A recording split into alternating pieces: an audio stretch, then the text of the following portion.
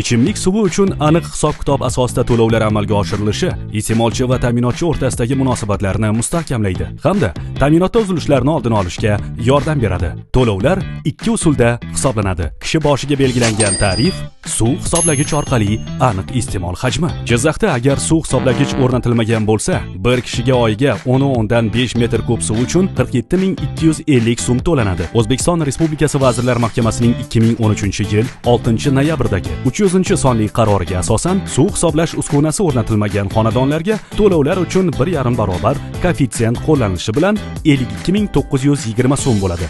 Demak, bir kishi uchun ichimlik suviga o'rtacha 52920 so'mni va oqova xizmati uchun 23520 so'mni, jami 76440 so'm to'lov amalga oshiriladi va 5 kishiga 382200 so'm to'g'ri keladi.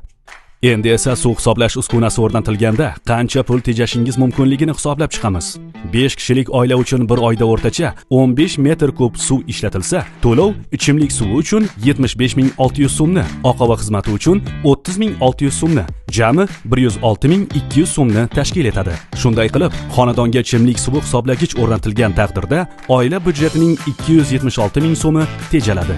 Suv hisoblagich nafaqat oila byudjetini tejaydi, balki suv resurslarini asrash orqali global muammolarni hal etishga ham hissa qo'shadi.